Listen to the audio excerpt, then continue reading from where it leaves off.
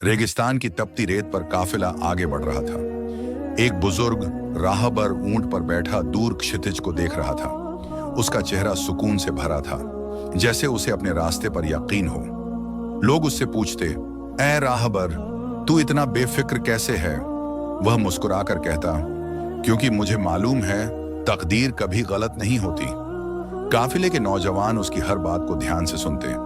हवा में उड़ती रेत भी उसके यकीन को नहीं हिला पाती थी। उसकी नजर हमेशा मंजिल पर रहती, मुश्किलों पर नहीं। लोग उसकी जुबान से निकलने वाली बातों को राहत की तरह महसूस करते। सफर मुश्किल था, मगर उम्मीद की चिंगारी सबके दिलों में जल रही थी। रास्ते में अचानक तेज आंधी चलने लगी।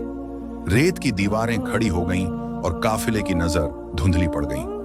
ऊंट इधर उधर डगमगाने लगे और लोग घबरा उठे।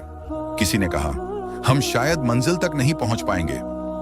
बुजुर्ग राहबर ने सबको रोका और कहा, सब्र करो, अल्लाह की मदद करीब है।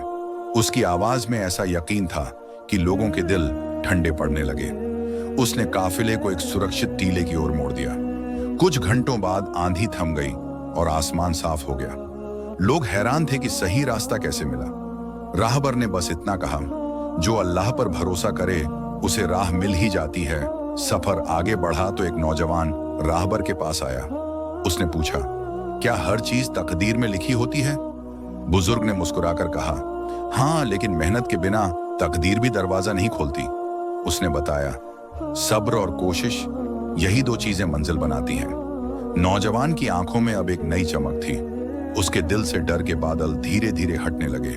उसे समझ आ गया कि सफर सिर्फ पैरों का नहीं, दिल का भी होता है।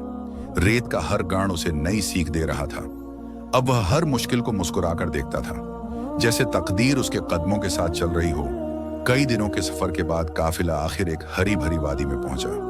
पानी, पेड़ और सुकून, सब कुछ सामने था। लोग खुशी से रो पड़े, उनकी मेहनत रंग ला चुकी थी। नौजवान ने राहबर से कहा, आपकी बातें सच थीं, अल्लाह ने रास्ता दे दिया।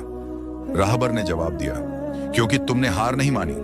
उसने कहा, तकदीर मंजिल दिखाती है, लेकिन कदम तुम्हें ही बढ़ाने पड़ते हैं। पूरा काफिला अल्लाह का शुक्र अदा करने लगा। हर दिल में नया ईमान और नई उम्मीद पैदा हो चुकी थी।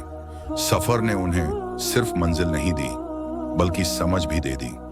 यही था तकदीर का असली सफर।